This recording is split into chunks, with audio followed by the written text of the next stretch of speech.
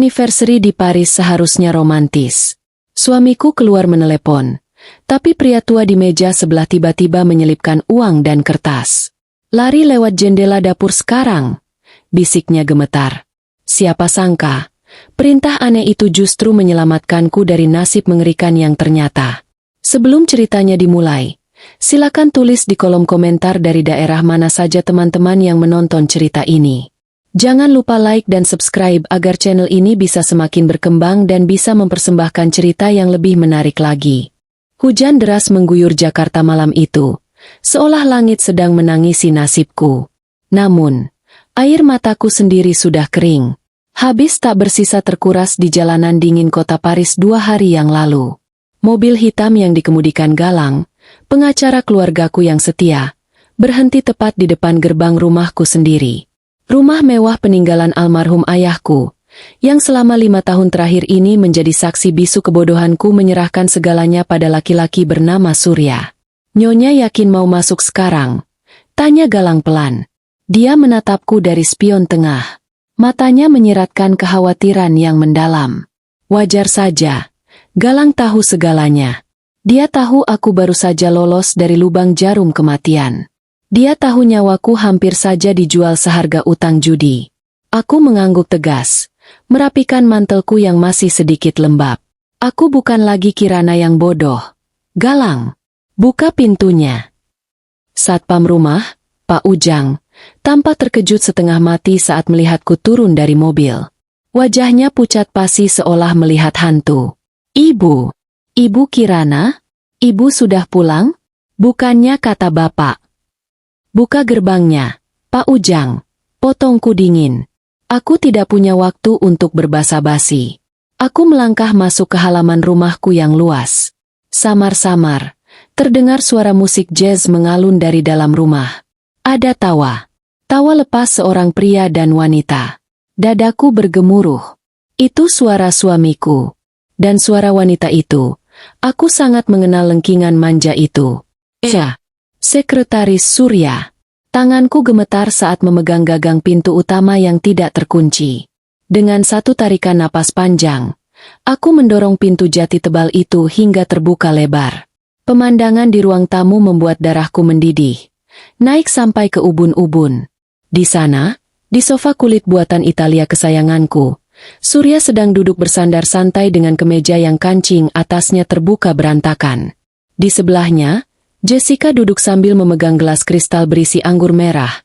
Anggur vintage koleksi mendiang ayahku yang harganya puluhan juta. Mereka sedang bersulang. Tertawa riang di atas penderitaanku. "Cheers untuk kebebasan." Akhirnya si wanita membosankan itu lenyap.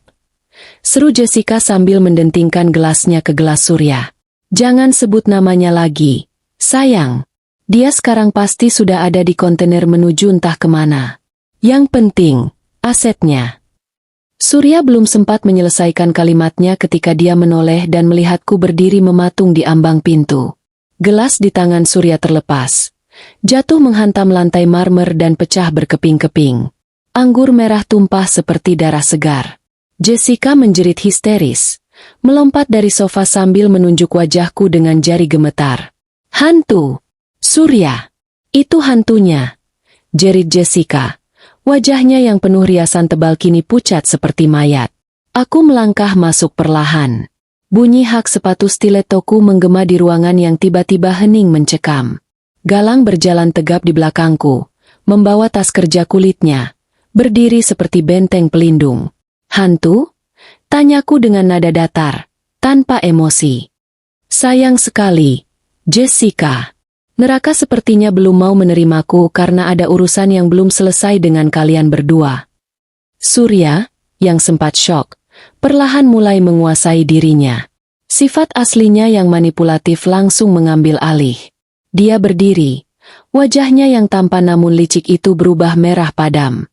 Bukan karena malu, tapi karena marah rencananya berantakan. Dia tidak memelukku, tidak bertanya apakah aku baik-baik saja. Dia justru menatapku dengan sorot mata penuh kebencian. "Kau masih hidup?" desis Surya. Nada suaranya penuh kekecewaan, seolah kepulanganku adalah bencana alam. "Bagaimana bisa?" Sudahlah. Kau memang wanita yang susah disingkirkan, persis seperti ibumu. Surya, bentakku. Kau tidak berhak menyebut nama ibuku dengan mulut kotormu itu. Surya tertawa meremehkan. Dia melangkah mendekatiku, berusaha mengintimidasi dengan postur tubuhnya yang tinggi. Dulu, aku akan menunduk takut jika dia sudah begini. Dulu, aku akan meminta maaf meski aku tidak salah. Tapi malam ini, aku menatap matanya tanpa berkedip. Dengar, Kirana, kata Surya dengan nada angkuh. Dia melirik Galang sekilas dengan tatapan jijik. Kau pulang membawa pengacaramu? Mau apa? Mau menuntutku? Jangan mimpi. Kau pikir siapa yang memegang kendali perusahaan sekarang? Aku. Selama ini kau cuma boneka pajangan di rumah ini. Kau tidak tahu apa-apa soal bisnis. Jessica yang sudah sadar bahwa aku bukan hantu, kini ikut berdiri di samping Surya. Dia melipat tangan di dada, menatapku dengan tatapan merendahkan. Ngapain kamu balik lagi sih, Bu Kirana? Padahal kita sudah mau merenovasi rumah ini. Selera ibu terlalu kuno. Emosiku rasanya ingin meledak. Ingin kucabik-cabik wajah wanita tidak tahu diri ini. Tapi aku menahannya. Marah-marah sekarang hanya akan membuat mereka waspada. Aku harus terlihat lemah. Aku harus terlihat seperti Kirana yang dulu, yang bodoh dan penurut, agar mereka lengah. Aku hanya ingin pulang, kataku, sengaja membuat suaraku terdengar bergetar. Aku menundukkan kepala, berpura-pura takut. Surya tersenyum miring, merasa menang. Dia merasa kekuasaannya masih mutlak. Dia berjalan ke meja, mengambil sebuah map yang sepertinya sudah disiapkannya sejak lama. Kalau kau mau tetap tinggal di rumah ini, ada syaratnya, kata Surya dingin. Dia melempar map itu ke hadapanku. Kertas-kertas berhamburan di lantai. Tanda tangani surat pengalihan aset ini. Aku mau legalitas penuh atas semua properti dan saham atas namamu dipindahkan ke namaku. Aku menatap kertas-kertas di lantai itu. Surat kuasa mutlak. Dia benar-benar ingin merampokku terang-terangan. Kalau aku menolak, tanyaku pelan. Surya mendengus kasar. Dia mencengkeram rahangku dengan kasar, memaksaku menatap matanya. Kalau kau menolak, aku akan menceraikanmu detik ini juga.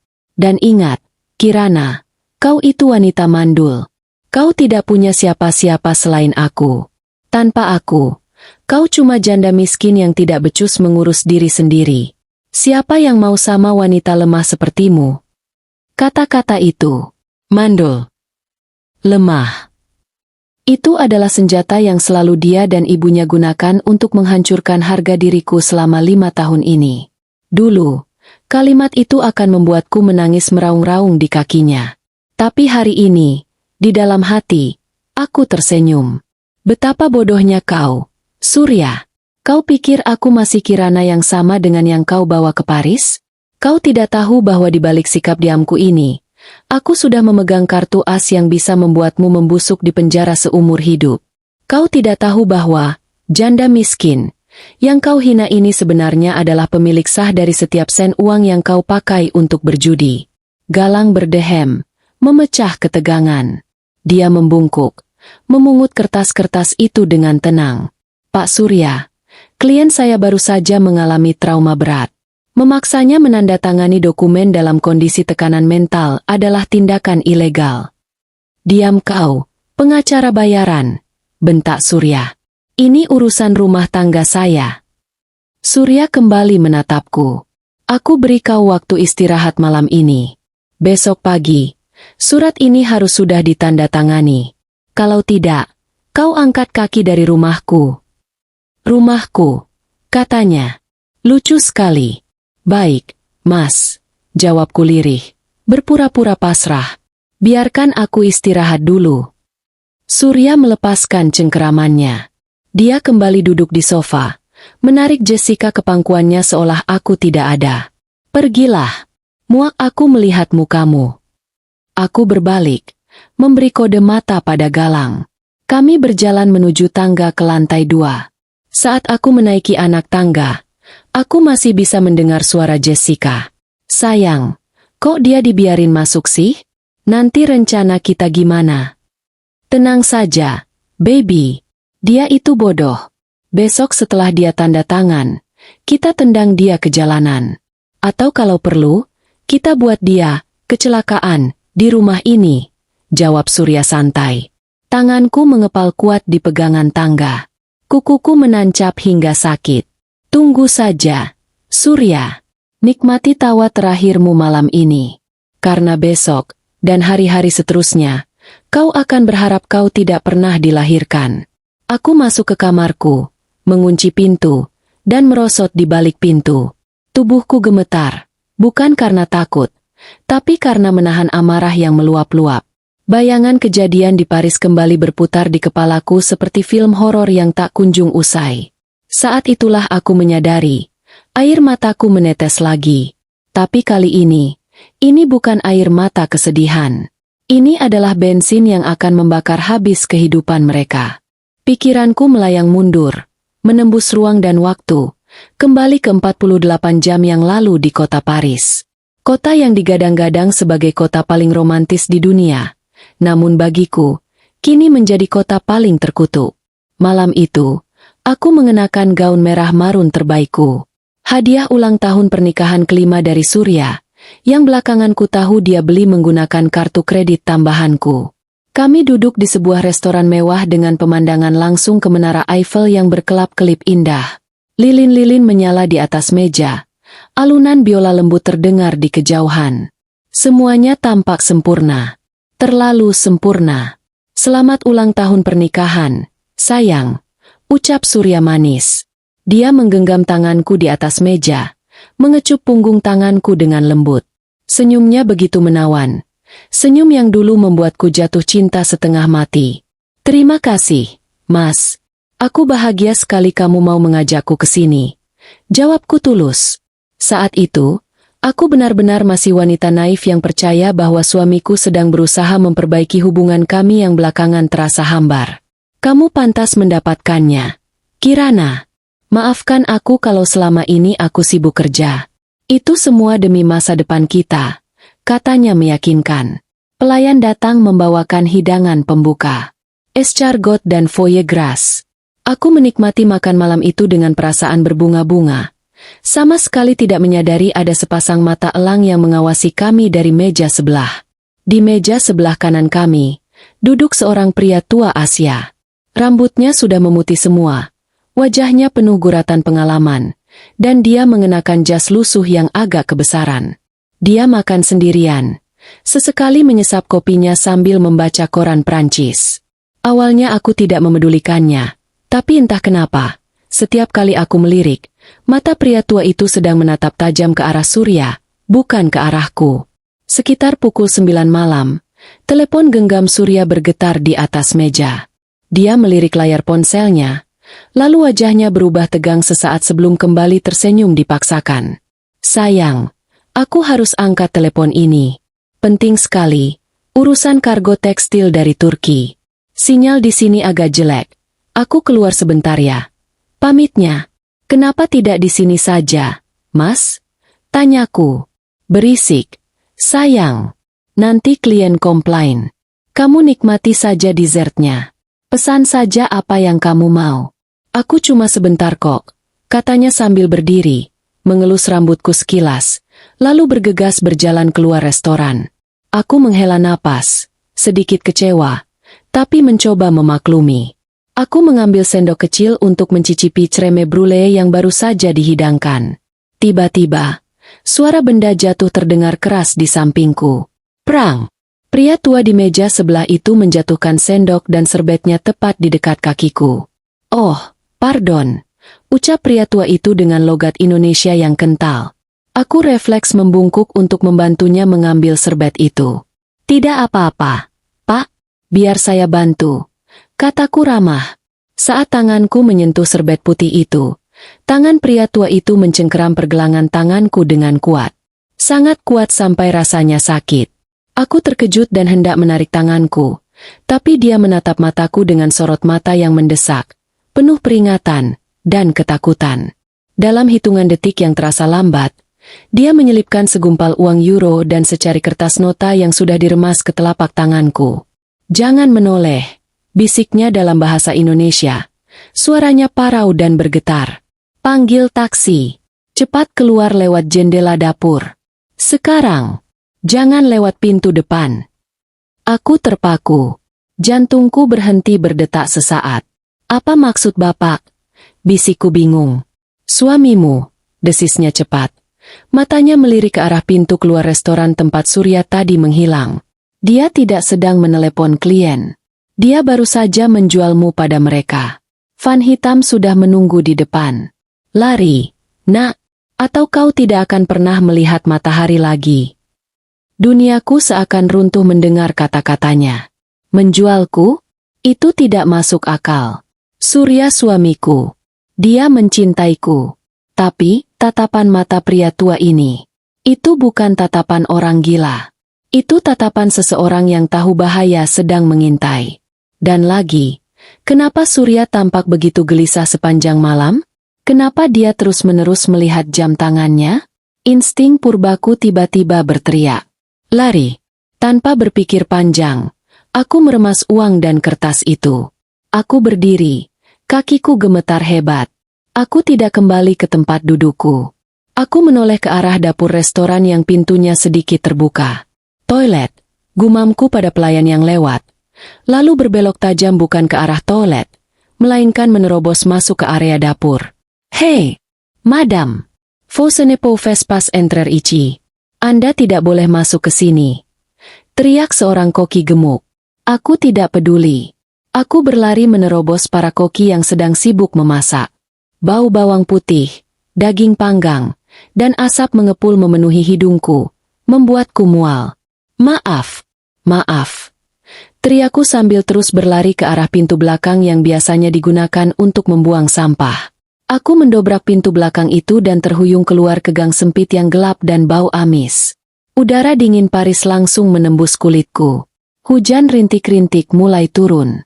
Dengan napas tersengal, aku bersembunyi di balik tumpukan tong sampah besar. Dari posisiku, aku bisa mengintip ke arah jalan raya di depan restoran. Dan di sanalah kiamat kecilku terjadi. Benar apa kata pria tua itu. Sebuah mobil van hitam dengan kaca gelap berhenti tepat di depan lobi restoran. Pintu gesernya terbuka. Dua orang pria berbadan besar dengan jaket kulit hitam turun. Wajah mereka kasar, khas preman bayaran. Dan yang membuat jantungku seolah ditarik paksa keluar dari rongga dada adalah pemandangan selanjutnya. Surya berdiri di sana, di trotoar. Dia sedang berbicara dengan salah satu pria berjaket kulit itu. Surya menunjuk ke arah dalam restoran, ke arah meja tempat aku seharusnya duduk menikmati dessert. Pria berjaket kulit itu memberikan sebuah amplop tebal pada Surya. Surya menerimanya, membukanya sedikit, melihat isinya, lalu mengangguk cepat sambil tersenyum lega. Senyum yang sama yang dia berikan padaku saat anniversary tadi. Tuhan, dia bukan sedang menelepon bisnis. Dia sedang bertransaksi. Dan barang dagangannya adalah aku. Istrinya sendiri. Aku membekap mulutku sendiri agar tidak menjerit.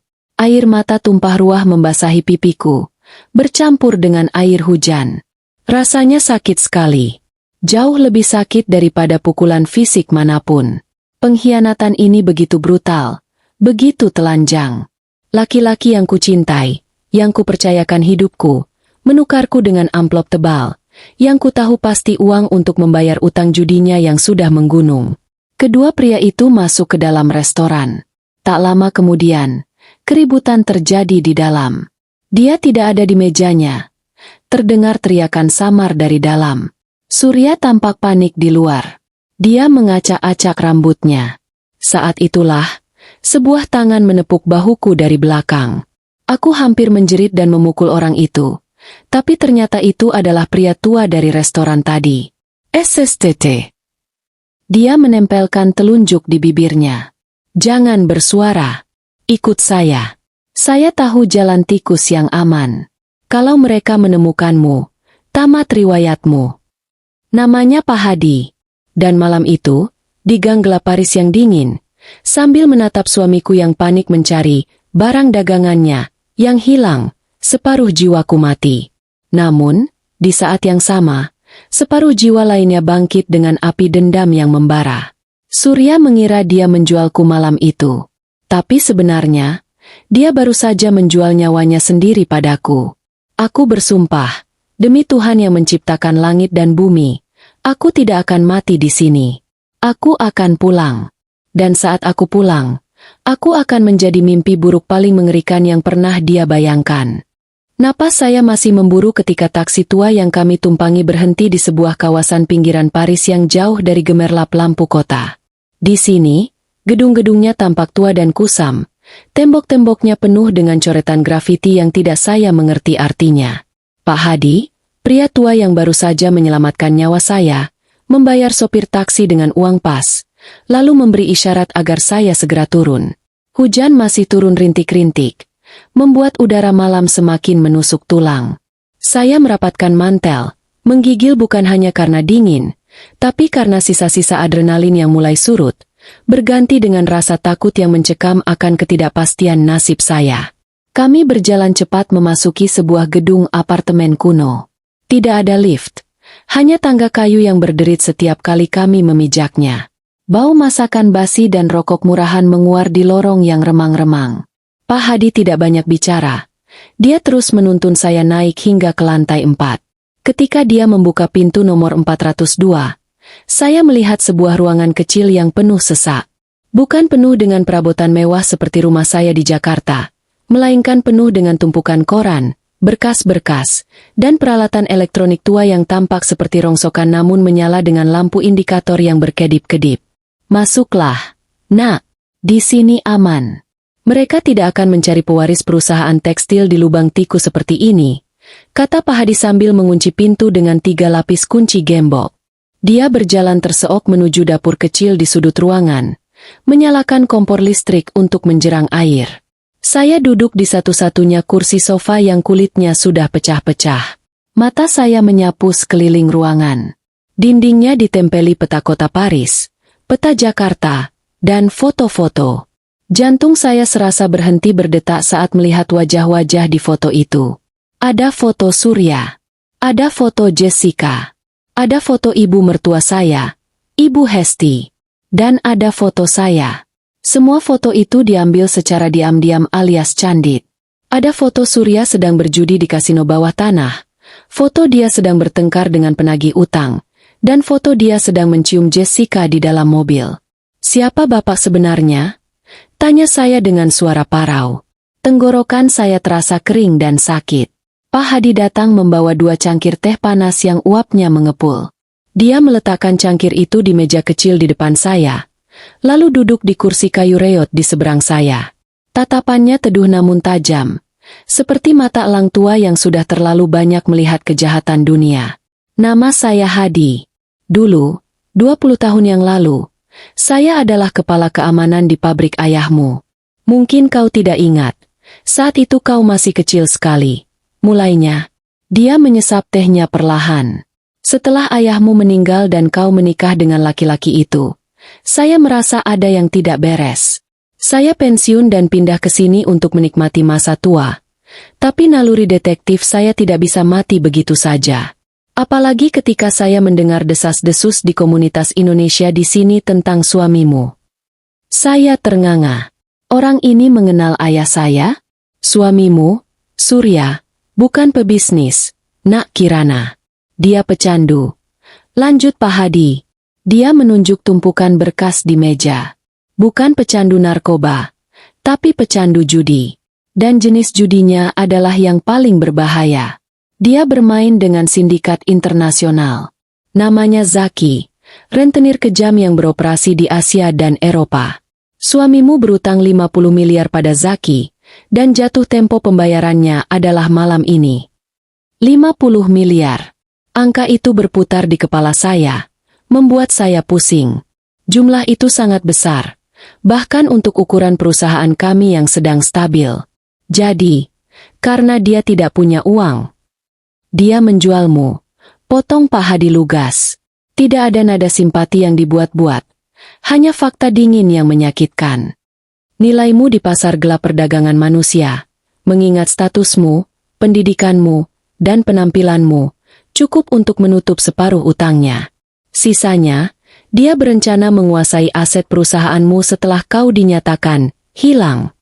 Pak Hadi berdiri, mengambil sebuah alat perekam kecil dari laci mejanya.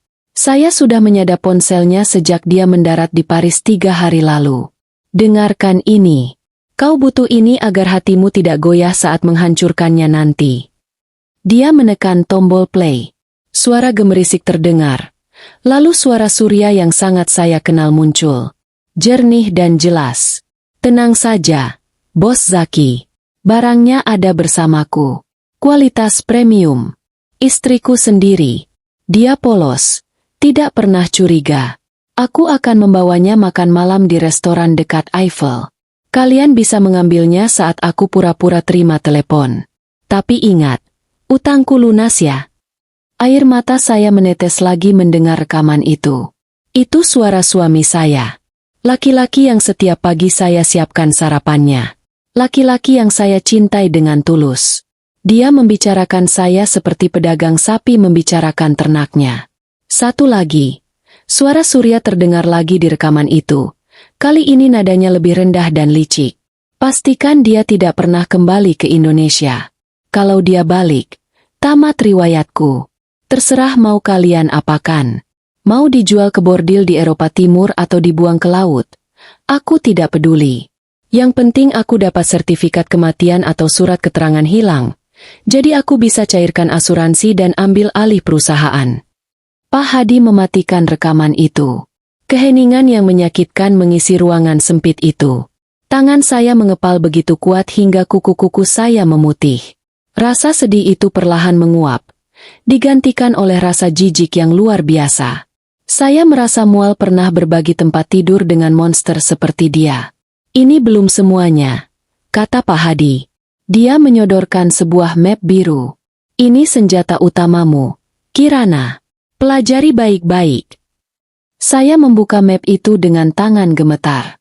Di dalamnya ada dokumen bank dan rekam medis. Suamimu punya kelemahan fatal. Jelas Pak Hadi sambil menunjuk lembaran rekam medis. Dia mengidap claustrophobia akut. Ketakutan berlebihan pada ruang sempit. Dulu dia pernah terkurung di lift macet selama 6 jam saat kebakaran gedung. Itu pemicunya. Dia bisa gila. Bahkan mati karena serangan jantung jika dikurung di ruang sempit dan gelap dalam waktu lama. Zaki tahu ini. Makanya Zaki sering mengancam akan menguburnya hidup-hidup. Saya menatap tulisan, diagnosis, severe claustrophobia, di kertas itu. Sebuah seringai kecil, yang saya sendiri tidak sadari, muncul di bibir saya. Ketakutan. Dia punya ketakutan. Dan ini, Pak Hadi menunjuk dokumen bank. Bukti penggelapan uang. Dia memalsukan tanda tanganmu untuk menarik dana operasional perusahaan sebesar 5 miliar bulan lalu. Uangnya tidak dipakai untuk beli bahan baku, tapi untuk membelikan apartemen mewah di kawasan Menteng atas nama Jessica.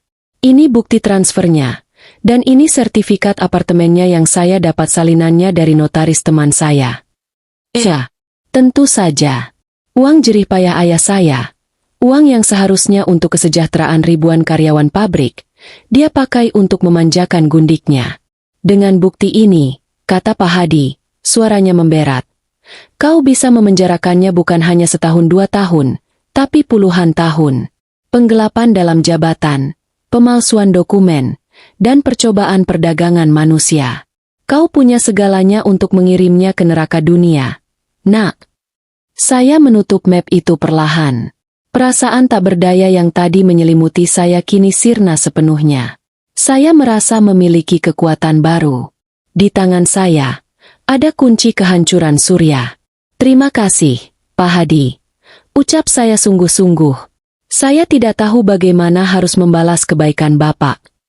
Balaslah dengan tidak menjadi korban, jawab Pak Hadi tegas. Pulanglah ke Jakarta. Galang, pengacara ayahmu, sudah saya hubungi. Dia sedang mengatur kepulanganmu lewat jalur yang tidak terdeteksi oleh orang-orang Zaki atau Surya. Sampai di sana, jangan langsung serang. Jadilah ular. Diam, melata, lalu mematuk saat mangsamu lengah. Malam itu, di apartemen sempit di Paris, Kirana yang lugu dan penurut benar-benar mati. Saya menatap pantulan wajah saya di cermin retak yang tergantung di dinding. Mata sembab itu kini menyala dengan api yang dingin. Surya ingin bermain api dengan menjual istrinya? Baiklah, saya akan pastikan dia terbakar sampai menjadi abu.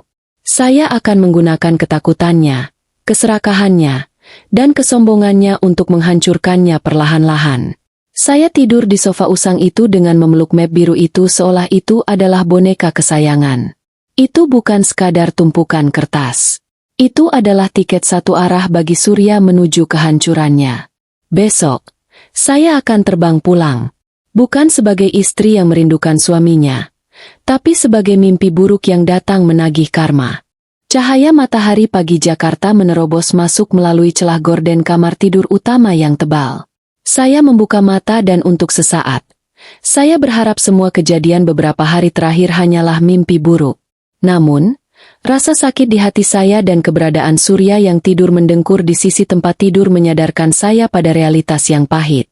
Dia tidur dengan nyenyak, seolah tidak ada beban dosa sedikit pun setelah mencoba membunuh istrinya sendiri. Wajahnya tampak damai, kontras sekali dengan iblis yang bersemayam di dalam dirinya. Saya bangun perlahan, mengatur napas agar tidak terlihat tegang. Hari ini adalah hari pertama perang dingin saya dimulai.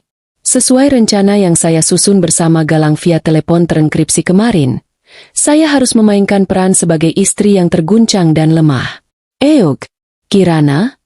Suara serak Surya terdengar. Dia menggeliat bangun. Matanya menyipit menatap saya. "Sudah bangun? Buatkan aku kopi. Kepala aku sakit sekali kebanyakan minum semalam." Lihatlah dia. Memerintah seolah saya adalah pelayan. Padahal semalam dia baru saja merayakan kematian saya dengan selingkuhannya di ruang tamu kami. "Iya, Mas." "Sebentar," jawabku lirih. Sengaja membungkukkan bahu agar terlihat lesu. Kepalaku juga masih pusing sekali. Rasanya seperti berputar-putar. Surya mendengus. "Jangan manja. Kamu itu beruntung masih hidup. Cepat sana.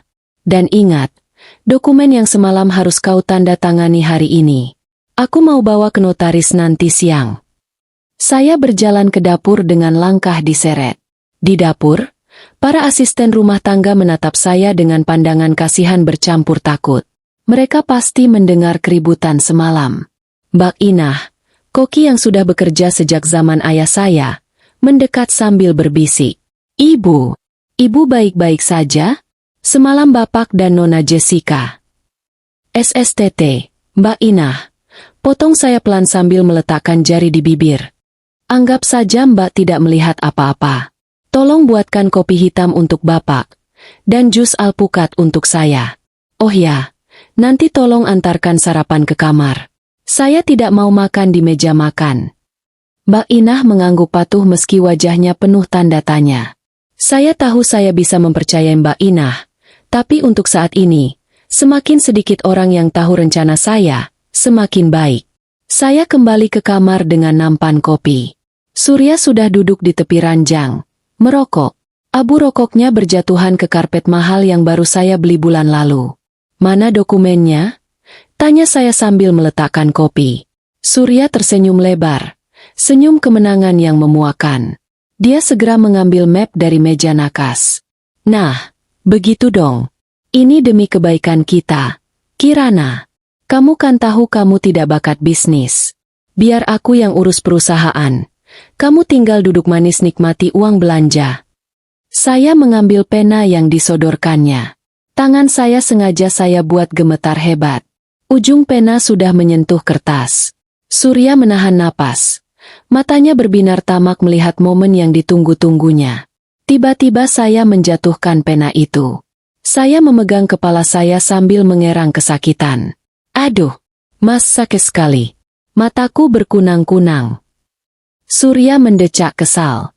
"Aduh, kenapa lagi sih? Tinggal tanda tangan saja susah amat." "Aku nggak bisa fokus, Mas. Huruf-hurufnya lari-lari. Galang bilang aku butuh istirahat total seminggu ini karena syok berat. Kalau aku tanda tangan sekarang dalam kondisi begini, Nanti dokumennya bisa dianggap tidak sah secara hukum loh, Mas. Nanti Mas malah repot kalau diaudit, kataku dengan nada polos, menyebut nama Galang sebagai tameng. Mendengar kata, tidak sah secara hukum, dan audit, wajah Surya berubah sedikit pucat. Dia tahu Galang adalah pengacara yang sangat teliti. Jika ada celah sedikit saja, Galang bisa membatalkan akta notaris. Ya sudah, bentak Surya kasar, merampas kertas itu kembali. Besok, pokoknya besok harus sudah sehat. Dasar wanita penyakitan, menyusahkan saja. Dia membanting pintu kamar mandi dan masuk ke dalam. Saya menghela napas lega. 1 hari berhasil saya ulur. Waktu adalah komoditas paling berharga bagi saya sekarang. Siang harinya, ketika Surya pergi ke kantor, atau lebih tepatnya pergi menemui Jessica di apartemen barunya, saya diam-diam menemui Galang yang datang lewat pintu belakang. Kami bertemu di ruang perpustakaan kedap suara milik ayah. Semua sudah siap, Bu Kirana. Lapor Galang sambil membuka laptopnya. Saya sudah memblokir akses Surya ke rekening utama perusahaan dengan alasan pemeriksaan keamanan rutin, karena ada upaya peretasan dari luar negeri. Dia tidak akan curiga karena alasan itu masuk akal mengingat ibu baru saja mengalami insiden di luar negeri. Bagus, kataku dingin. Lalu bagaimana dengan aset likuid? Sudah saya pindahkan ke rekening penampungan atas nama yayasan ayah ibu. Aman. Surya tidak akan bisa mengambil 1 rupiah pun. Kartu kredit tambahannya juga sudah saya turunkan limitnya sampai titik minimum. Tapi belum saya blokir total supaya dia tidak langsung ngamuk hari ini. Dan rencananya? Tanyaku. Galang tersenyum tipis. Undangan, syukuran kepulangan, sudah mulai disebar lewat broadcast WhatsApp ke kolega bisnis dan keluarga besar. Formatnya sesuai permintaan ibu. Acara makan malam eksklusif untuk merayakan keselamatan ibu dan pengumuman besar mengenai suksesi kepemimpinan perusahaan. Itulah umpannya. Pengumuman suksesi. Surya pasti berpikir saya akan mengumumkan penyerahan kekuasaan padanya di depan umum. Ego dan keserakahannya akan membuatnya buta. Dia akan datang dengan kepala tegak, siap menerima mahkota, padahal saya sedang menyiapkan guillotine untuk lehernya. Tiba-tiba terdengar suara klakson mobil yang nyaring dan tidak sabaran dari depan rumah. Galang segera membereskan laptopnya. Sepertinya, Nyonya besar, sudah datang, Bu. Itu pasti Ibu Hesti, ibu mertua saya. Wanita yang mulutnya lebih tajam dari silet. Saya mengantar Galang keluar lewat pintu samping, lalu bergegas ke ruang tamu menyambut tamu tak diundang itu. Ibu Hesti masuk dengan gaya khasnya. Tas bermerek menggelayut di tangan, dagu diangkat tinggi, dan tatapan merendahkan yang langsung menyapu penampilan saya dari ujung rambut sampai ujung kaki. Ya ampun, Kirana, serunya cempreng. Katanya kamu hampir mati di Paris? Kok masih segar bugar begini? Padahal saya sudah berharap. Maksud saya sudah khawatir sekali. Dia tidak berharap saya selamat. Saya tahu itu. Dia pasti kecewa berat karena saya tidak jadi hilang.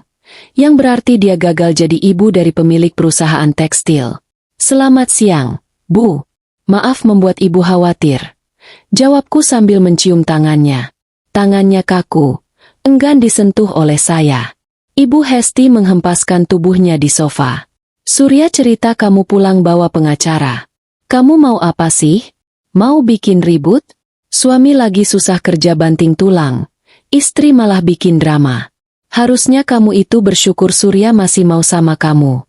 Sudah mandul, tidak bisa kasih cucu, tidak bisa kerja. Bisanya cuma habisin uang suami. Kata-kata itu lagi. Mandul. Habisin uang suami. Padahal semua uang di rumah ini, bahkan tas yang dia tenteng itu, dibeli dengan uang warisan ayah saya. Tapi selama ini saya diam saja karena menghormatinya sebagai orang tua. Maaf, Bu, kataku, menunduk dalam. Dengar ya, Kirana, lanjut Ibu Hesti. Jarinya menunjuk-nunjuk wajahku. Nanti malam ada acara syukuran kan?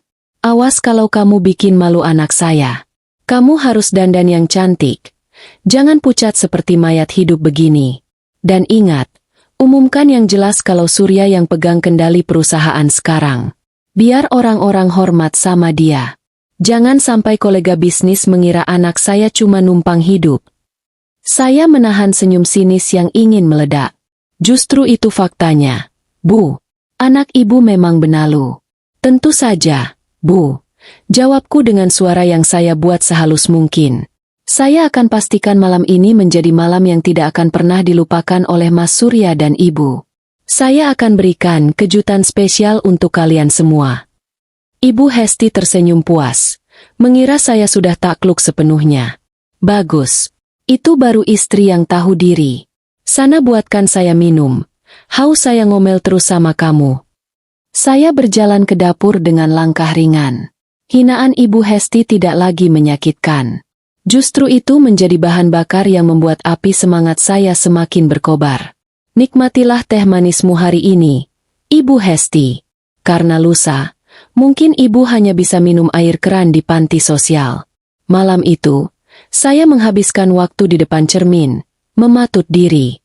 Saya tidak akan tampil sebagai korban yang menyedihkan. Saya akan tampil memukau. Saya akan mengenakan gaun hitam, warna duka cita untuk matinya pernikahan saya, sekaligus warna elegan sang eksekutor. Surya pulang larut malam dengan wajah berseri-seri. Dia pasti sudah mendengar soal undangan pesta itu dari teman-temannya. Dia masuk ke kamar, memeluk saya dari belakang, hal yang sudah bertahun-tahun tidak dilakukannya. Sayang, aku dengar kamu sebar undangan syukuran. Tanyanya dengan nada manis yang dibuat-buat. Dan kamu mau umumkan soal peralihan kekuasaan? Saya berbalik, menatap matanya dalam-dalam. Iya, Mas. Aku sadar aku tidak mampu. Sudah saatnya dunia tahu siapa bos sebenarnya. Surya tertawa lepas, lalu mencium pipiku. Akhirnya kamu sadar juga. Kamu memang istri terbaik, Kirana. Besok akan jadi hari paling bahagia dalam hidupku. Iya, Mas. Bisikku pelan tepat di telinganya. Besok akan jadi hari yang sangat menentukan. Dia tertidur dengan senyum di wajahnya, memimpikan kekayaan dan kekuasaan tanpa batas. Sementara saya terjaga sepanjang malam, menatap langit-langit kamar, menghitung mundur detik demi detik menuju kehancurannya. Perangkap sudah dipasang, umpan sudah dimakan. Sekarang, tinggal menunggu waktu untuk menarik pelatuknya. Ballroom Hotel Grand Hyatt Jakarta malam itu bermandikan cahaya kristal dari chandelier raksasa yang menggantung megah di langit-langit. Ribuan bunga mawar putih, bunga favoritku yang ironisnya dipesan oleh sekretaris Surya, menghiasi setiap sudut ruangan, menyebarkan aroma harum yang bercampur dengan wangi parfum mahal para tamu undangan. Galang dan timnya benar-benar bekerja cepat dan efisien. Dalam waktu kurang dari 24 jam, mereka berhasil menyulap acara syukuran ini menjadi panggung eksekusi yang sempurna. Aku berdiri di depan cermin besar di ruang rias VVIP, menatap pantulan diriku sendiri. Malam ini, aku tidak mengenakan kebaya pastel atau gaun berwarna cerah seperti yang biasa Surya perintahkan agar aku terlihat manis dan penurut. Malam ini aku mengenakan gaun sutra hitam legam rancangan desainer ternama, dengan potongan tegas yang membalut tubuhku dengan elegan namun mengintimidasi. Bibirku dipulas lipstik merah darah yang gelap. Rambutku disanggul modern tanpa satupun helai yang keluar dari tempatnya. Aku bukan lagi istri yang rapuh. Aku adalah Nemesis, Dewi pembalasan dendam. Ibu Kirana. Suara galang terdengar dari balik pintu yang sedikit terbuka. Semua sudah siap. Para tamu sudah memenuhi ruangan. Pak Surya dan Ibu Hesti sudah ada di depan, menyambut tamu layaknya pemilik pesta. Terima kasih, Galang. Bagaimana dengan tim teknis? Tanyaku sambil memasang anting berlian peninggalan ibuku. Operator di ruang kontrol sudah saya ganti dengan orang kepercayaan kita. Tidak ada yang bisa menghentikan tayangan itu begitu tombol ditekan. Dan soal pintu. Galang memberi jeda sejenak, memberikan efek dramatis. Semua pintu akses keluar ballroom sudah dipasang sistem pengunci otomatis yang dikendalikan dari tablet saya. Begitu lampu mati, pintu akan terkunci selama 3 menit.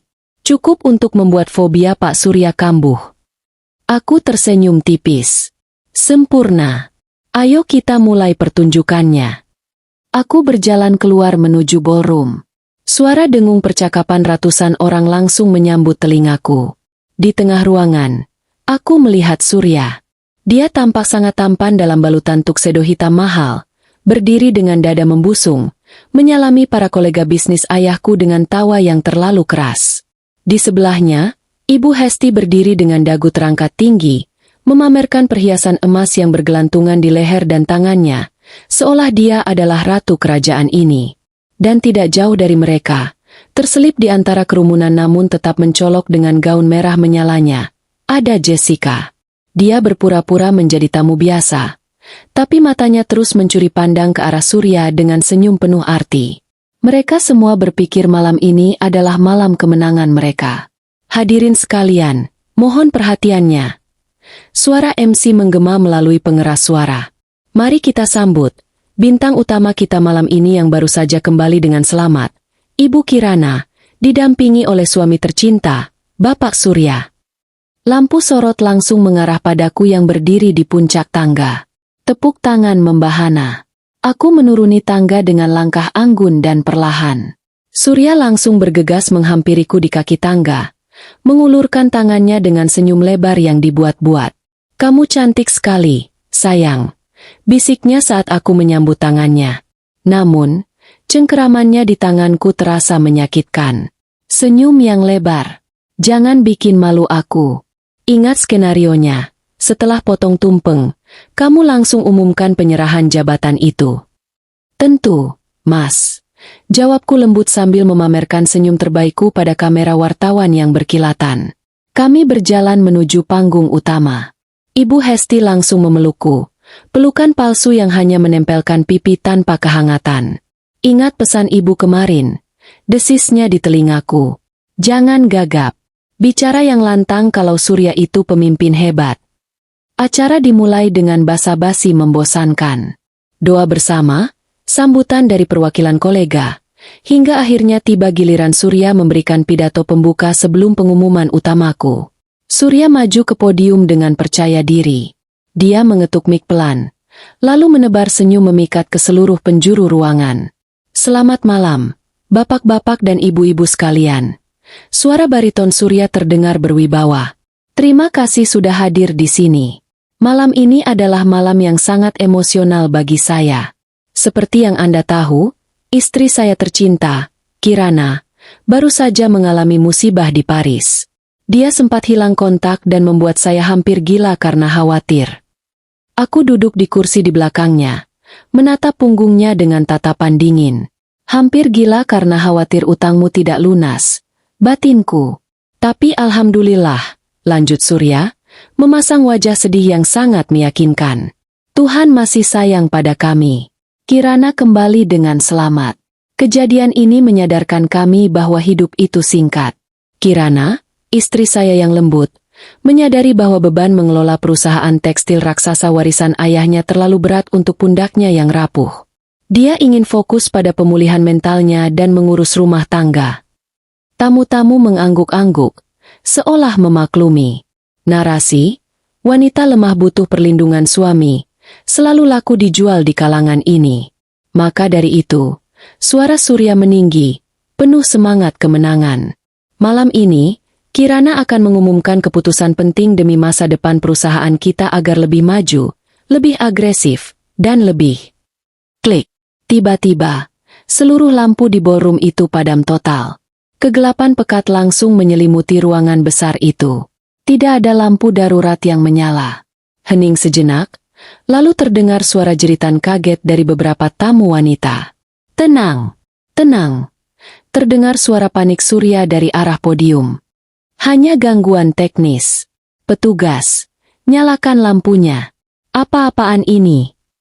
Dalam kegelapan itu, aku memberi isyarat pada Galang melalui earpiece kecil di telingaku. Sekarang, layar proyektor raksasa di belakang panggung, yang tadinya menampilkan foto pernikahan kami, tiba-tiba menyala terang benderang. Namun, bukan foto romantis yang muncul. Gambar yang muncul adalah rekaman CCTV hitam putih tapi berkualitas tinggi, high definition. Angle-nya dari atas, menyorot sebuah meja makan di restoran outdoor dengan latar belakang Menara Eiffel. Hening seketika. Ratusan pasang mata tertuju ke layar raksasa itu. Di layar, terlihat jelas wajah Surya. Di sebelahnya ada aku yang sedang makan. Lalu Surya terlihat mengangkat telepon, berdiri, dan berjalan menjauh dari meja. Tapi kamera tidak mengikuti Surya yang menjauh. Kamera, yang ternyata hasil rekaman CCTV jalanan yang diretas Pak Hadi, mengikuti Surya yang berbelok ke sudut jalan, menemui dua pria berjaket kulit. Suara audio yang jernih, hasil sadapan telepon yang disinkronkan dengan video, tiba-tiba meledak dari speaker ballroom yang berkekuatan ribuan watt. Barangnya ada di meja nomor 12. Gaun merah. Itu istriku. Suara Surya terdengar menggelegar di seluruh ruangan. Jus, tak terbantahkan. Bisik-bisik ngeri mulai terdengar dari para tamu. Pastikan dia hilang selamanya. Aku tidak peduli kalian mau jual dia kemana. Yang penting utangku lunas dan aku dapat sertifikat kematiannya. Di atas panggung, dalam keremangan cahaya pantulan layar, aku bisa melihat Surya mundur terhuyung-huyung. Dia menabrak podium hingga mic terjatuh dan menimbulkan suara feedback yang menyakitkan telinga. Matikan! Matikan itu! Teriak Surya histeris. Suaranya pecah, tidak lagi berwibawa. Itu palsu. Itu AI. Siapa yang melakukan ini? Tapi video terus berlanjut. Menampilkan adegan aku yang lari lewat dapur. Lalu adegan Surya yang menerima amplop tebal dari preman itu sambil tersenyum lebar. Terima kasih, bos. Senang berbisnis dengan kalian. Akhirnya aku bebas dari wanita membosankan itu. Suara Surya di rekaman itu tertawa. Tawa yang sangat jahat. Suasana ballroom berubah mencekam. Tamu-tamu mulai berdiri, menunjuk-nunjuk ke arah panggung. Tatapan mereka yang tadinya kagum kini berubah menjadi jijik dan ngeri. Saat itulah, Galang menjalankan tahap kedua. Klak, klak, klak. Suara kunci otomatis pintu-pintu ballroom terdengar serentak. Pintu-pintu berat itu terkunci rapat. Ruangan yang luas itu tiba-tiba terasa menyempit. Tanpa sirkulasi udara dari pintu yang terbuka, dan dengan AC yang sengaja dimatikan oleh tim Galang, udara mulai terasa pengap. Surya yang berdiri di tengah panggung, disorot oleh cahaya layar proyektor yang menyilaukan, mulai memegangi lehernya. Dia melihat ke sekeliling. Gelap, terkunci. Ribuan mata menatapnya seperti hakim yang siap menjatuhkan vonis mati. Buka pintunya. Rintih Surya. Fobianya mulai bereaksi. Bagi penderita klaustrofobia seperti Surya, kegelapan dan perasaan terkunci bukan sekadar ketidaknyamanan. Itu adalah teror murni. Otaknya mengirimkan sinyal bahwa dia sedang dikubur hidup-hidup. Dinding-dinding ballroom yang jauh itu terasa bergerak mendekat, menghimpitnya. Buka pintunya. Aku tidak bisa bernapas. Teriak Surya. Kali ini benar-benar panik. Dia menarik dasinya hingga lepas. Kancing kemejanya berhamburan. Dia terengah-engah. Matanya melotot liar mencari jalan keluar. Kenapa panik, Mas? Suaraku terdengar tenang melalui wireless mic yang masih kupegang. Suaraku menggema di kegelapan. Seperti suara hantu yang datang menagih janji. Surya berputar mencari sumber suaraku. Kirana? Kirana? Nyalakan lampunya. Aku mohon. Aku bisa mati di sini. Kau takut gelap, Mas? Tanyaku lagi. Nadaku dingin menusuk tulang. Bayangkan betapa takutnya aku saat kau jual aku ke sindikat itu. Bayangkan gelapnya kontainer yang mereka siapkan untukku. Itu bohong. Itu fitnah. Jerit Surya, jatuh berlutut di panggung. Napasnya berbunyi ngik-ngik seperti orang asma. Keringat dingin membasahi seluruh tubuhnya. Di sudut lain, aku melihat Jessica mencoba lari ke arah pintu darurat, tapi pintu itu juga terkunci. Dia menggedor-gedor pintu dengan panik. Hak sepatunya patah. Ibu Hesti berdiri mematung. Wajahnya pucat pasi menatap putranya yang meraung-raung seperti orang gila di panggung. Ini baru permulaan. Surya, kau baru merasakan neraka psikologis. Tunggu sampai lampu menyala. Dan kau sadar bahwa neraka yang sebenarnya adalah kenyataan hidupmu yang hancur lebur. Tepat saat Surya hampir pingsan karena hiperventilasi, lampu ballroom menyala kembali secara serentak. Cahaya putih yang menyilaukan membuat semua orang menyipitkan mata. Namun, kengerian yang barusan terjadi tidak hilang begitu saja bersamaan dengan kembalinya cahaya. Justru, kini kengerian itu terpampang nyata. Surya tergeletak di lantai panggung, kemejanya basah kuyup oleh keringat, wajahnya pucat seperti kertas, dan matanya nanar ketakutan. Dia tampak menyedihkan, jauh dari sosok suami idaman yang dia citrakan 5 menit yang lalu. Keheningan yang mencekam masih menggantung di udara. Para tamu undangan, rekan bisnis, pejabat, kolega ayah, semua terpaku di tempat mereka, menatap Surya dengan pandangan yang sulit diartikan, campuran antara kaget, jijik, dan tidak percaya. Tiba-tiba, suara lengkingan memecah keheningan. Itu bohong. Semua itu bohong. Jessica berlari naik ke atas panggung. Rambutnya berantakan. Gaun merahnya tampak kusut. Dia berdiri di depan Surya, merentangkan tangannya seolah melindungi pria itu, lalu menunjuk ke arahku dengan jari telunjuk yang gemetar. "Kalian semua jangan percaya!" teriak Jessica histeris. Air mata buaya mulai mengalir di pipinya. "Video itu deep fake. Itu buatan AI." Kirana cemburu karena Surya lebih memilih saya sebagai sekretaris profesionalnya. Dia wanita gila yang terobsesi menjatuhkan suaminya sendiri karena dia tidak becus mengurus perusahaan. Para tamu mulai berbisik-bisik lagi. Keraguan mulai muncul di wajah beberapa orang. Jessica memang pandai berakting. Dia menggunakan narasi, teknologi, untuk mengaburkan fakta. Kirana sakit jiwa. Tambah Jessica lagi, makin lantang. Dia halusinasi. Surya suami yang baik. Dia bekerja keras siang malam demi perusahaan. Aku tidak menjawab teriakannya. Aku berjalan pelan mendekati mereka berdua. Bunyi langkah kakiku terdengar tegas di lantai panggung kayu. Aku berdiri 3 langkah di depan mereka, menatap Jessica dengan tatapan iba yang menghina. "Sekretaris profesional, katamu?" Tanyaku tenang. Aku menoleh ke arah Galang yang berdiri di samping panggung.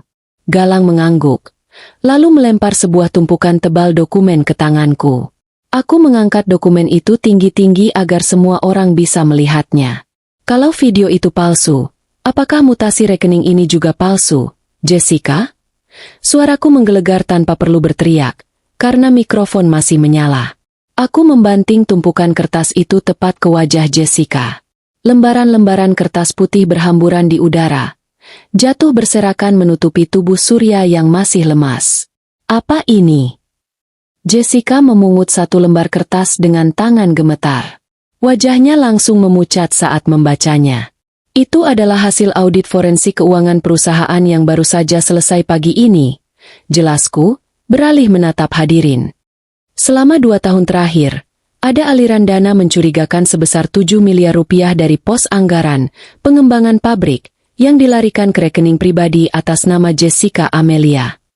Suara kaget, "Hah?" terdengar serempak dari para tamu. 7 miliar bukanlah angka kecil. Itu adalah pencurian besar-besaran.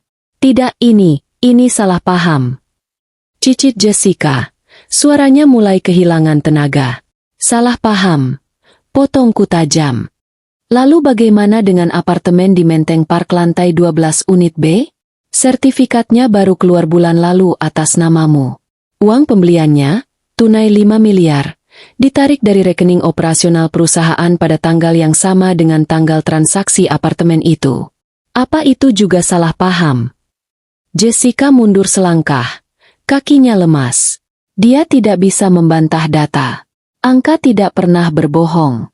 Aku beralih menatap Surya yang kini mulai berusaha duduk. Dia menatapku dengan pandangan memohon. Tapi aku tidak punya belas kasihan lagi. "Dan kau, suamiku," kataku dengan nada penuh penekanan pada kata, suamiku. "Kau bilang kau bekerja keras siang malam? Mari kita luruskan. Kau bekerja keras di meja judi, bukan di meja kantor." Aku memberi isyarat lagi. Layar proyektor di belakang berganti gambar. Kali ini menampilkan foto-foto dokumen utang piutang dengan cap jempol darah dan tanda tangan Surya. Di situ tertulis jelas nama kreditur, Zaki, dan jumlah utang pokok, 50 miliar rupiah. 50 miliar, kataku lantang. Itulah harga dirimu, Mas. Kau mempertaruhkan uang perusahaan, dan ketika kalah, kau menjual istrimu sendiri untuk menutup lubang itu. Kirana, hentikan. Desis Surya lemah. Kita bisa bicara di rumah, jangan di sini, malu. Malu? Tawaku pecah, tawa yang getir dan menyakitkan. Kau bicara soal malu setelah kau mencoba melenyapkan nyawaku? Kau tidak punya rasa malu, Mas. Kau adalah parasit. Ibu Hesti, yang sejak tadi dia mematung di pinggir panggung, tiba-tiba berlari menghampiri Surya. Dia mengguncang bahu anaknya dengan kasar. Surya, apa maksudnya ini? Jerit Ibu Hesti. Katakan ini bohong. Kamu bilang bisnis kamu lancar. Kamu bilang kita kaya raya. Uang bulanan ibu, mobil baru ibu, itu semua dari mana? Surya menunduk, tidak berani menatap mata ibunya. Itu uang perusahaan. Bu, aku pinjam sebentar. Pinjam. Potongku. Dia mencuri, Bu. Dan sekarang, perusahaan akan mengambil kembali haknya. Aku menatap Ibu Hesti yang tampak terguncang. Maaf mengecewakan ibu.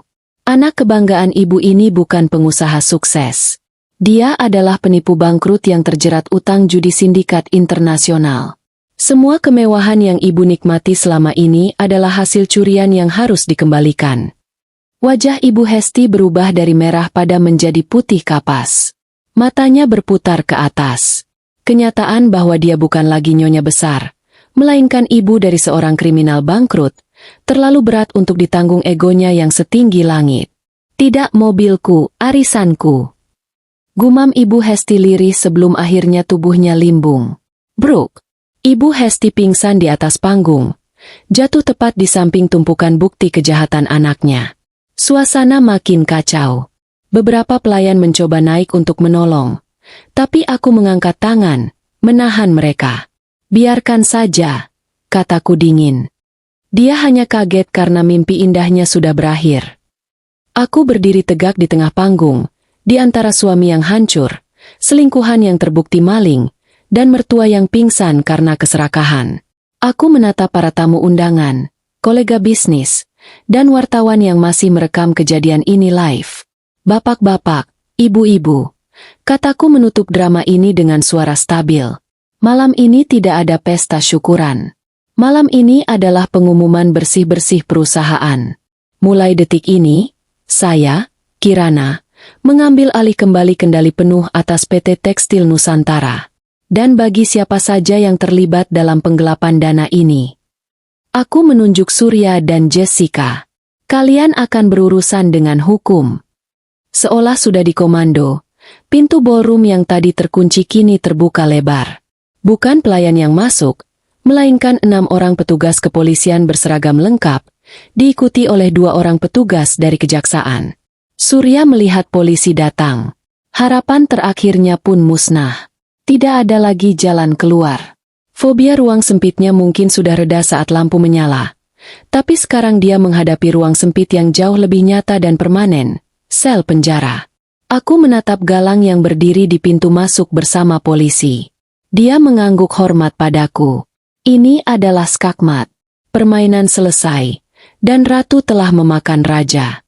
Kedatangan aparat kepolisian ke dalam ballroom mewah itu mengubah atmosfer pesta yang tadinya penuh ketegangan psikologis menjadi sebuah panggung penghakiman nyata yang tidak akan pernah dilupakan oleh siapapun yang hadir di sana.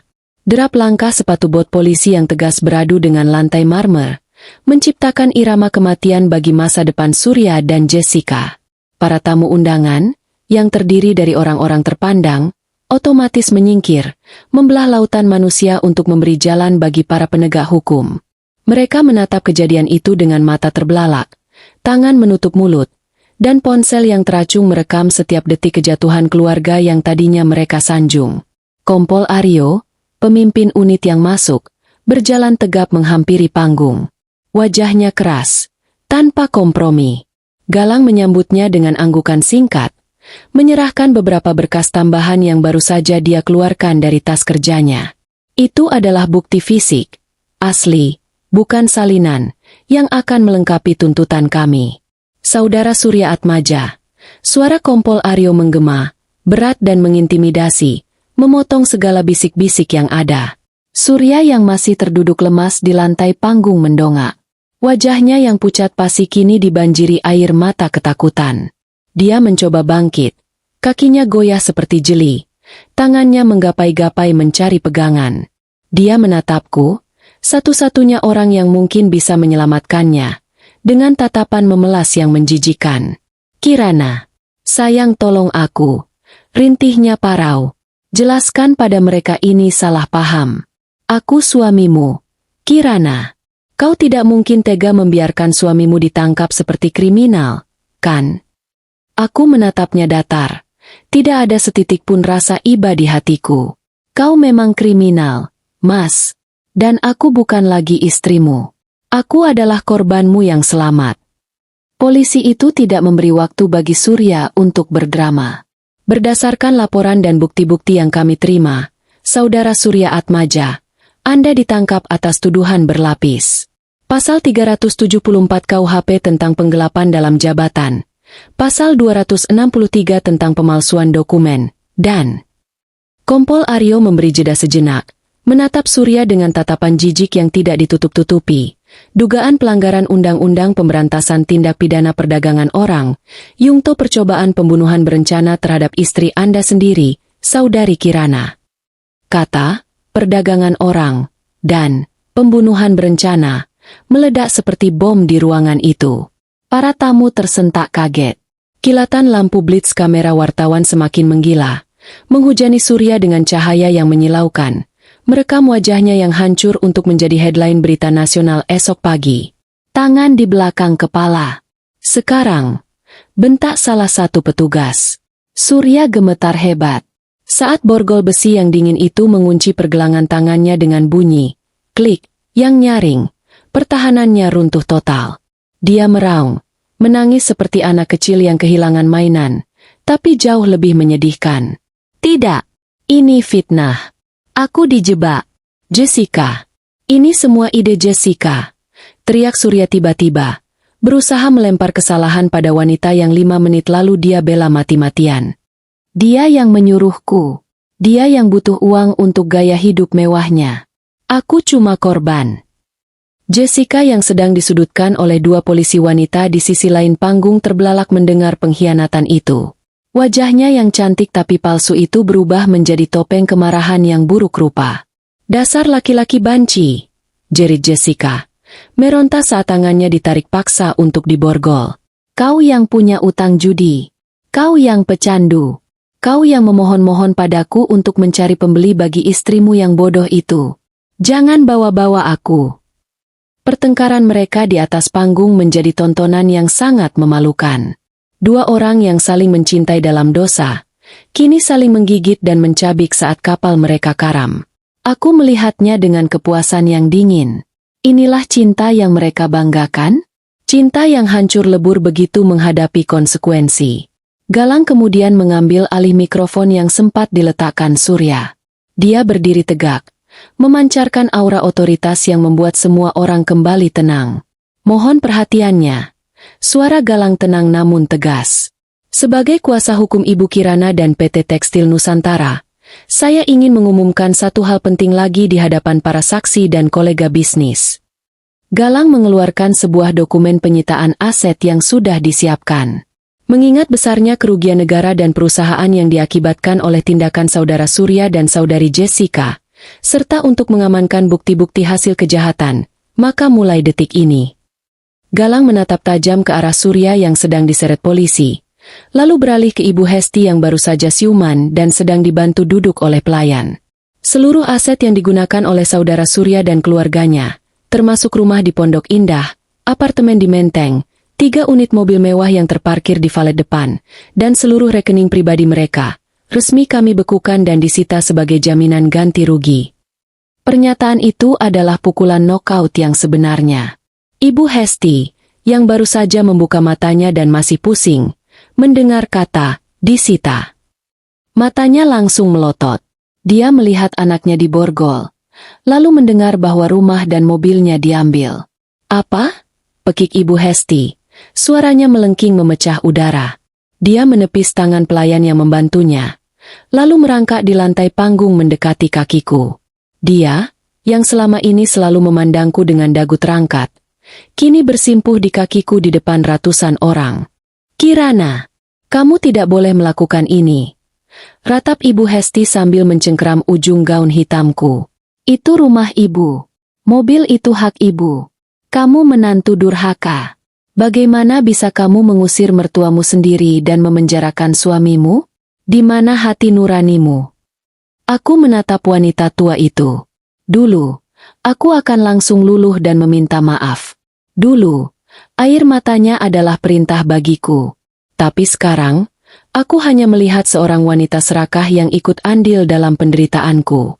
Aku membungkuk sedikit, melepaskan cengkeraman tangannya dari gaunku dengan gerakan perlahan namun tegas, seolah aku sedang membuang kotoran yang menempel. Hati nurani saya sudah mati di Paris, Bu. Mati bersamaan saat ibu dan anak ibu merayakan kematian saya. Jawabku dingin. Dan soal rumah itu rumah ayah saya. Ibu dan Surya hanya tamu yang tidak tahu diri. Tamu yang sudah terlalu lama menumpang dan malah mencoba membunuh tuan rumahnya. Petugas keamanan, panggilku pada security hotel. Tolong antarkan ibu ini keluar. Pastikan dia tidak membawa apapun selain pakaian yang melekat di badannya. Tas Hermes yang dia pegang itu dibeli menggunakan kartu kredit perusahaan. Jadi itu juga barang bukti yang harus disita. Ibu Hesti menjerit histeris saat tas mahalnya ditarik paksa oleh petugas. Dia meronta-ronta, memaki-maki dengan bahasa kasar yang sangat tidak pantas untuk wanita seusianya, sebelum akhirnya diseret keluar dari ballroom dalam keadaan hina dina. Para sosialita yang dulu menjadi teman arisannya hanya menatapnya dengan pandangan mencemooh. Tidak ada satupun yang mau menolong. Sementara itu, Surya dan Jessica mulai digiring menuruni panggung menuju pintu keluar. Saat Surya melewati tempatku berdiri, aku memberi isyarat pada polisi untuk berhenti sebentar. Kompol Aryo mengangguk, memberi aku kesempatan untuk mengucapkan salam perpisahan. Aku mendekatkan wajahku ke wajah Surya. Aku bisa mencium bau keringat ketakutan yang menyengat dari tubuhnya. Matanya merah, basah, dan penuh keputusasaan. Kirana, bisiknya lemah. Maafkan aku hilaf. Aku tersenyum manis, senyum yang tidak mencapai mata. Aku mendekatkan bibirku ke telinganya, berbisik dengan suara yang sangat pelan. Namun aku pastikan setiap suku katanya menghunjam langsung ke pusat ketakutannya. Kau tahu, Mas, bisikku lembut. Aku dengar sel tahanan di Polda itu sangat sempit. Ukurannya mungkin hanya 2x3 meter. Temboknya tinggi, betonnya tebal, dan tidak ada jendela. Gelap sekali di sana. Udaranya pengap, sesak, persis seperti peti mati. Pupil mata Surya mengecil seketika. Napasnya tercekat. Tubuhnya mulai kejang pelan. Fobia itu. Aku menekan tombol ketakutan terbesarnya tepat di detik terakhir. Dan ingat satu hal, lanjutku. Zaki punya banyak teman di dalam sana. Mereka sudah menunggu kedatanganmu. Mereka suka sekali bermain dengan orang yang punya utang besar. Nikmati ruang sempitmu. Sayang, nikmati kegelapan abadi itu. Tidak, tidak. Surya berteriak histeris, meronta-ronta liar seperti orang kesurupan. Jangan, jangan kurung aku. Ampun, Kirana, tolong. Terikan pilunya menggema di seluruh lorong hotel saat polisi menyeretnya paksa keluar. Dia terus berteriak tentang dinding yang mendekat, tentang kegelapan yang mencekik, sampai akhirnya suaranya menghilang di balik pintu lobi, digantikan oleh bunyi sirine mobil polisi yang meraung-raung di kejauhan. Jessica diseret di belakangnya, menangis tanpa suara, kepalanya tertunduk dalam, menyadari bahwa hidup mewahnya sebagai parasit telah berakhir malam ini juga. Di dalam ballroom, keheningan kembali tercipta. Semua mata kini tertuju padaku. Aku berdiri tegak di tengah panggung, sendirian, namun merasa lebih kuat dari sebelumnya. Galang berdiri di sampingku, memberikan anggukan bangga. Aku mengambil mikrofon sekali lagi. Terima kasih atas kehadiran Bapak dan Ibu sekalian. Maaf atas ketidaknyamanan malam ini. Hidangan tetap bisa dinikmati. Anggap saja ini hiburan pembuka untuk era baru PT Tekstil Nusantara yang bersih dari parasit. Aku meletakkan mikrofon itu, lalu berjalan turun dari panggung dengan kepala tegak. Tidak ada air mata. Tidak ada penyesalan. Yang ada hanyalah rasa lega yang luar biasa. Seolah beban ribuan ton baru saja diangkat dari pundakku. Malam ini, keadilan telah ditegakkan dengan cara yang paling brutal namun indah. 6 bulan kemudian, aroma kruasang hangat dan kopi au lait memenuhi udara pagi yang sejuk. Aku duduk di sebuah meja kecil di teras Cafe Les Deux Magots, salah satu kafe legendaris di kawasan Saint-Germain-des-Prés, Paris. Sinar matahari musim gugur menerobos celah-celah daun pohon plane yang mulai menguning, menciptakan pola-pola cahaya yang indah di atas meja marmer putihku. Paris tidak lagi menakutkan bagiku. Kota ini, yang 6 bulan lalu hampir menjadi kuburan bagiku, kini menjadi simbol kebangkitanku. Aku menyesap kopiku perlahan, menikmati kedamaian yang dulu terasa mustahil kudapatkan. Melamun lagi, Nak Kirana. Suara berat yang akrab itu membuyarkan lamunanku. Pak Hadi datang membawa nampan berisi tambahan kue sus dan koran internasional edisi terbaru. Dia duduk di hadapanku. Wajah tuanya tampak lebih segar dan bahagia dibandingkan saat kami pertama kali bertemu di apartemen kumuhnya. Tidak melamun, Pak. Hanya bersyukur. Jawabku tersenyum. Terima kasih kuenya. Pak Hadi tertawa renyah. Makanlah. Kau butuh tenaga. Galang bilang jadwalmu hari ini padat. Pertemuan dengan investor Prancis jam 10. Lalu kunjungan ke butik cabang baru kita jam 2. Siap, bos. Candaku. Semenjak kejadian malam itu, hidupku berubah 180 derajat. Tentu saja, proses hukum di Jakarta berjalan panjang dan melelahkan, tapi Galang menanganinya dengan brilian. Aku mengambil koran yang dibawa Pak Hadi dan membaca berita kecil di kolom kriminal internasional. Berita tentang penangkapan jaringan sindikat judi dan perdagangan manusia di Asia Tenggara. Nama Zaki disebut di sana sebagai salah satu buronan yang tewas dalam baku tembak. Namun, bukan itu yang menarik perhatianku, melainkan kabar yang dibawa Galang lewat email pagi ini tentang nasib orang-orang yang dulu menyakitiku. Karma bekerja dengan cara yang misterius, tapi sangat presisi. Surya tidak pernah sampai ke pengadilan untuk mendengarkan vonisnya. Sebulan setelah dijebloskan ke sel tahanan sementara, mentalnya hancur total. Kombinasi antara fobia akutnya terhadap ruang sempit sel penjara dan teror dari narapidana lain suruhan Zaki, sebelum Zaki tewas, membuat kewarasannya putus. Galang melaporkan bahwa setiap malam Surya akan berteriak-teriak histeris, mencakar-cakar tembok sel sampai kukunya lepas, berhalusinasi bahwa dinding sel bergerak menghimpitnya. Sekarang, dia dirawat di bangsal isolasi rumah sakit jiwa Grogol. Dia menghabiskan hari-harinya meringkuk dalam posisi janin di sudut ruangan, menggumamkan kata, sempit gelap ampun. Berulang-ulang, dia hidup, tapi jiwanya terkurung dalam penjara ketakutan abadi yang dia ciptakan sendiri. Bagaimana dengan Jessica? Nasibnya tidak kalah mengenaskan. Karena terbukti menikmati hasil kejahatan dan terlibat aktif dalam perencanaan, dia divonis 15 tahun penjara.